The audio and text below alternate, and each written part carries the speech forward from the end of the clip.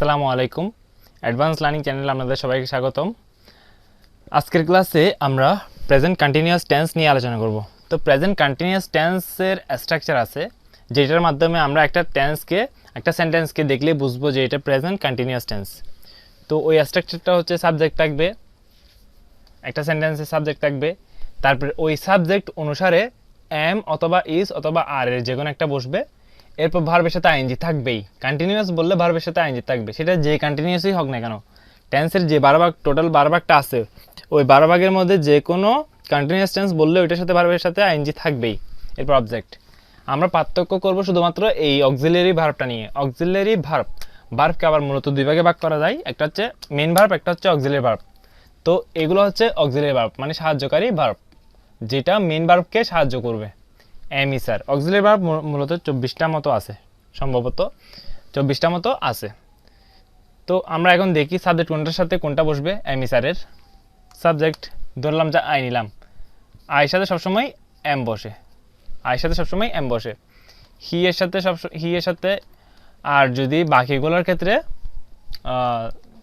আয়ের সাথে M, your সাথে সবসময় আর বসে,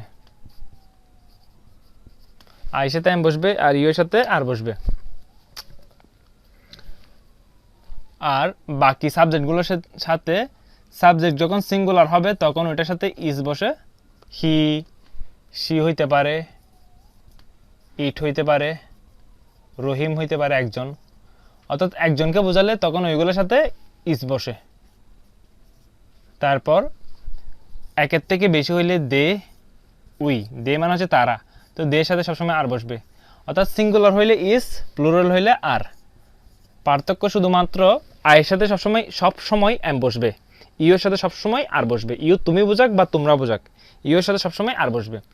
আর বাকি সাবজেক্টগুলোর ক্ষেত্রে যখন সাবজেক্ট সিঙ্গুলার হবে তখন ইজ বসবে, অর্থাৎ একজনকে বোঝাইলে ইজ, একের থেকে বেশি বোঝাইলে অর্থাৎ প্লুরাল বোঝাইলে আর বসবে। তারপরে ভার্বের সাথে, এগুলোর পরে ভার্বের সাথে আইএনজি বসবে, তারপর অবজেক্ট। যেমন আমরা একটা সেন্টেন্স করতে পারি, সাবজেক্ট যদি আইনি বা এটার সাথে এম বসবে সেটা তো আমরা জানি। আই এম গোয়িং, এই যে গো হচ্ছে মেইন ভার্ব, গো এর সাথে আইএনজি বসছে, গোয়িং টু স্কুল, আমি স্কুলে যাচ্ছি।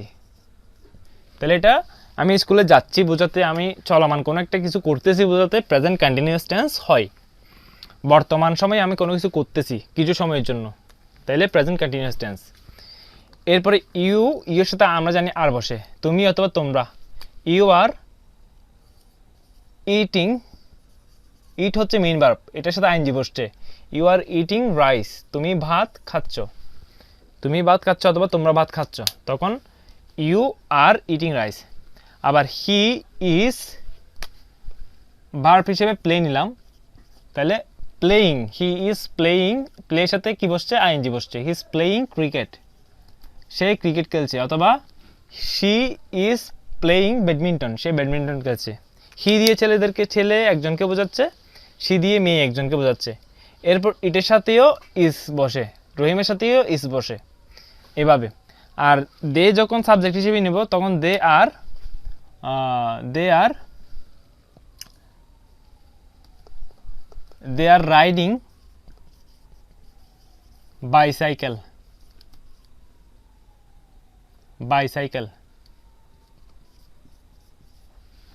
তারা বাইসাইকেল বা সাইকেল চালাচ্ছে বা মোটর সাইকেল। দে আর রাইডিং মোটর বাইক, তারা মোটর বাইক চালাচ্ছে। আচ্ছা, তো রাইডের সাথে আইএনজি যুক্ত হয়েছে। এরপর উই আর প্লেয়িং ফুটবল, আমরা ফুটবল খেলছি। তো এই সেন্টেন্সগুলো দেখলে আমরা বুঝতে পারবো যে এটা প্রেজেন্ট কন্টিনিউয়াস টেন্স। তো সাবজেক্ট অনুসারে সবসময় এম ইসারে যে কোনো একটা কিছু বসবে। আর সাবজেক্ট যখন সিঙ্গুলার নাম্বার হবে তখন ওইটার সাথে ইস বসবে, প্লুরাল নাম্বার হলে ওইটার সাথে আর বসে। আর ইউর সাথে সবসময় আর, আয়ের সাথে সবসময় ইস বসে। আর ভার্বের সাথে আইএনজি বসবে, তারপর অবজেক্ট বসবে। তাইলে আমরা বুঝবো এটা প্রেজেন্ট কন্টিনিউয়াস টেন্স। একটা সেন্টেন্স আমরা কেমনে বুঝবো যে প্রেজেন্ট পারফেক্ট টেন্স এটা? তো সেটার প্রত্যেকটা টেন্সে সাবজেক্ট থাকবে, এবং যখন প্রেজেন্ট পারফেক্ট টেন্স বলবে তখন এটার সাথে সাবজেক্টের সাথে হ্যাভ অথবা হ্যাজের যে কোনো একটা থাকবে, সাবজেক্ট অনুযায়ী হ্যাভ অথবা হ্যাজের যে কোনো একটা থাকবে। এরপর ভার্বের ফার্স্ট পার্টিসিপল ফর্ম বসবে। ভার্বের যে 3 নম্বর ফর্মটা শিখছিলাম, যেমন গো থাকলে গো এর পাস্ট পার্টিসিপল ফর্ম হচ্ছে গন, গো এর পাস্ট পার্টিসিপল ফর্ম হচ্ছে গন, মাঝখানের ফর্মটা হচ্ছে ফার্স্ট ফর্ম, গো ওয়েন্ট গন। এই 3 নম্বর ফর্মটা আমাদের লাগবে, পাস্ট পার্টিসিপল ফর্মটা। তো এই ভার্বের যে ফর্মগুলো আছে ওইগুলো একটু শিখে রাখলে আমাদের জন্য সুবিধা হবে। স্ট্রং ভার্ব, উইক ভার্ব ওইগুলো আর কি, তো এগুলো শিখে রাখতে হবে অবশ্যই। আমরা নিত্যদিনে যে ভার্বগুলো ব্যবহার করে থাকি, যেমন গো, ইট, মানে ইট, তারপর হচ্ছে কি রাইট, জাম্প, তারপর ক্লাইম্ব, স্লিপ, প্লে, ওয়াক, এরকম হাজার হাজার ভার্ব যেগুলো আছে এগুলো একটু শিখে রাখতে হবে, ভার্বের ফর্মগুলো। তো এখন সাবজেক্ট অনুসারে আমরা কখন হ্যাভ কখন হ্যাজ বসাবো এটা একটু দেখে নিই। সাবজেক্ট যখন আই হবে, আয়ের সাথে সবসময় হ্যাভ বসবে, আয়ের সাথে সবসময় হ্যাভ বসবে। তারপর ইউ এর সাথে সবসময় হ্যাভ বসবে, ইউ তুমি বোঝাক বা তোমরা বোঝাক সবসময় হ্যাভ বসবে। আয়ের সাথে হ্যাভ এবং ইউ এর সাথে হ্যাভ, এগুলো মাস্ট কনফার্ম। তো বাকিগুলোর ক্ষেত্রে যখন সাবজেক্ট একজনকে বোঝাবে তখন হ্যাজ, একের থেকে বেশি বোঝালে তখন হ্যাভ। যেমন আমি যদি বলি হি, সে মানে একজন, হি এর সাথে হ্যাজ বসবে। সি, সে মেয়েদেরকে বোঝায়, মেয়ে একটা মেয়েকে বোঝাচ্ছে, মেয়ের নাম কি এর পরিবর্তে সি বসছে, তো একজনকে বোঝাচ্ছে বিদায় এটাও হ্যাজ। সি ইট, ইট মানে একটা বস্তুকে বোঝাচ্ছে বিদায় এটা ইটের সাথেও হ্যাজ বসবে। আবার রহিম একজনের নাম, সাফা একটা মেয়ের নাম, তো এই নামগুলোর যেহেতু একজনকে বোঝাচ্ছে ওই জন্য এগুলোর সাথে সবসময় হ্যাজ বসবে। আর একের থেকে বেশি বোঝাইলে, যেমন আমরা যদি বলি দে, তারা, একজনের থেকে বেশি, ওই জন্য দে এর সাথে সবসময় বসবে হ্যাভ। তারপর উই আমরা, তাহলে উই এর সাথেও হ্যাভ বসবে, একজনের থেকে বেশি বোঝাইলে হ্যাভ। রহিম অ্যান্ড করিম, এটা একজনের থেকে বেশি, দুইজন এখানে, ওই জন্য ওইটার সাথেও হ্যাভ বসবে। আচ্ছা, তাহলে আমরা বুঝে ফেললাম যে সাবজেক্ট অনুযায়ী হ্যাভ অথবা হ্যাজের যে কোনো একটা বসবে। এটার পরে ভার্বের ফার্স্ট পার্টিসিপল ফর্ম, অর্থাৎ আমরা যে ভার্বটা বোঝানোর চেষ্টা করব, যেমন আমরা যদি যাওয়া বোঝাই মানে যাচ্ছি বোঝাই, তখন ওই যে ফার্স্ট পার্টিসিপল ফর্ম গো এর ফার্স্ট পার্টিসিপল ফর্ম বসবে। যখন খাওয়া বোঝাবো তখন ইটের ফার্স্ট পার্টিসিপল ফর্ম বসবে।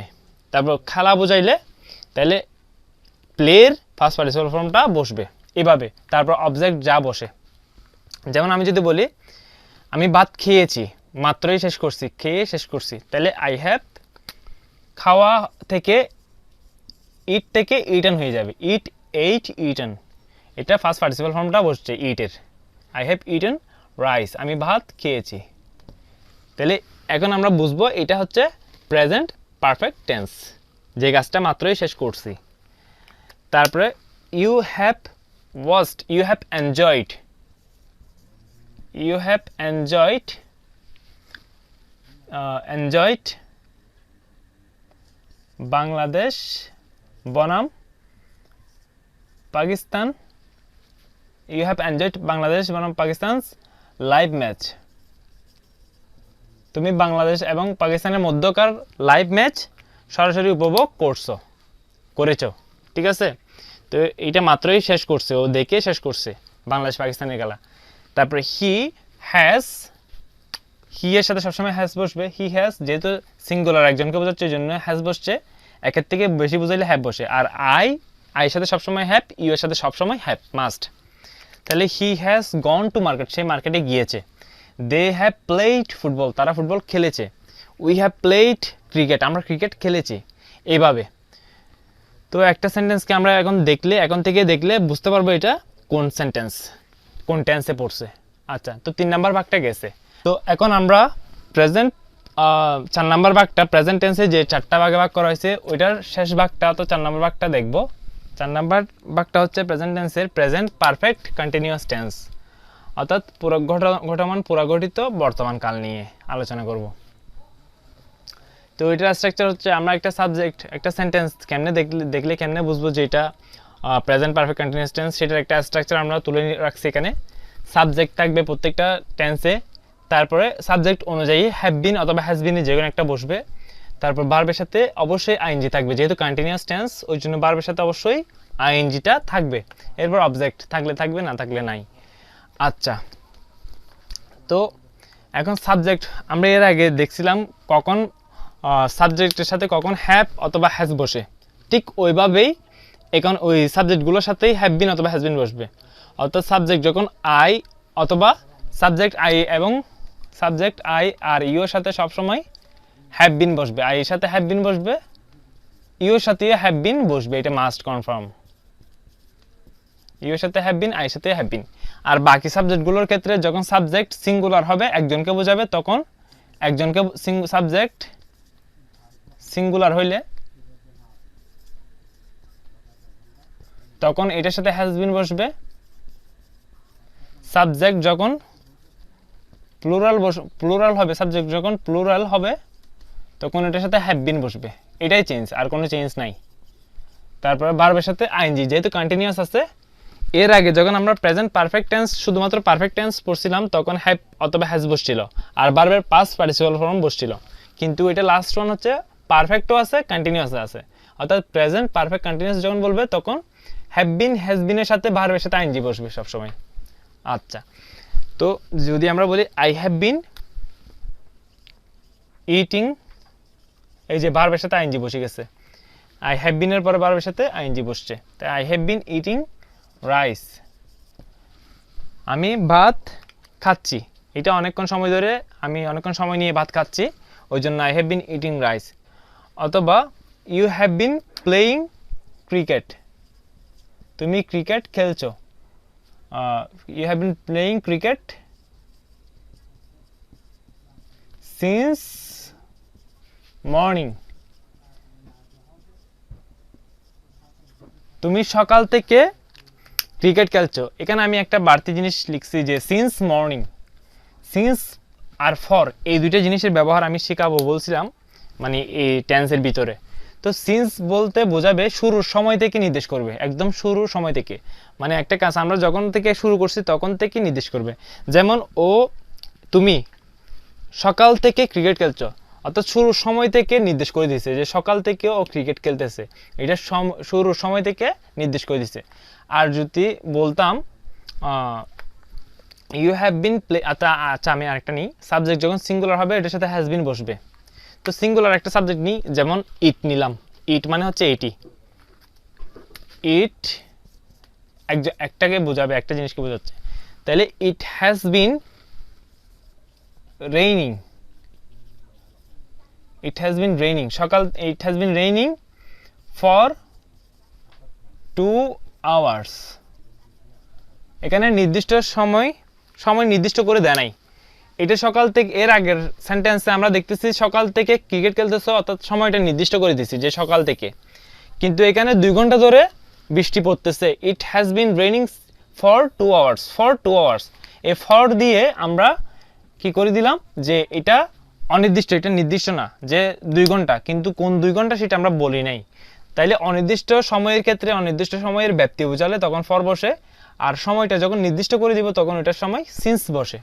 তাহলে সিন্স আর ফরের ব্যবহারটাও আমরা শিখে ফেললাম প্রেজেন্ট পারফেক্ট কন্টিনিউয়াস টেন্সের ক্ষেত্রে। আচ্ছা, আর সাবজেক্ট যখন প্লুরাল হবে এটার সাথে হ্যাভ বিন বসে, এটা তো আমরা শিখছি। যেমন আমরা যদি বলি সাবজেক্ট নিলাম দে, তাহলে they have been going to playground, তারা মাঠে যাচ্ছে, তারা মাঠে, they have been going playground two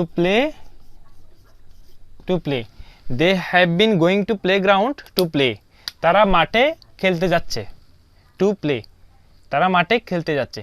R two এর পরে সবসময় মেইন ভার্ব বসে, টু এর পরে সবসময় মেইন ভার্বটা বসাইতে হবে। টু প্লে কিন্তু ভার্ব বোঝাচ্ছে না, খেলতে বোঝাচ্ছে, খেলতে বা খেলার জন্য এটা বোঝাচ্ছে। তাহলে they have been going, have বিনের পরে ভার্বের সাথে আইএনজি, তারপর বাকি অংশটা হচ্ছে অবজেক্ট বোঝাচ্ছে। They have been going to playground to play, তারা খেলতে মাঠে যাচ্ছে। বেশ, তো আমরা প্রেজেন্ট টেন্সে যে 4 ভাগগুলো আছে ওইগুলো আজকে শেষ করলাম। তো ভিডিওটি ভালো লাগলে অবশ্যই লাইক, কমেন্ট এবং শেয়ার করবেন, আর আমাদের চ্যানেলটা সাবস্ক্রাইব করবেন। পরবর্তী ভিডিওতে আমরা ফার্স্ট টেন্সে যে 4 ভাগগুলো আছে ওইগুলো নিয়ে আলোচনা করব। ধন্যবাদ সবাইকে।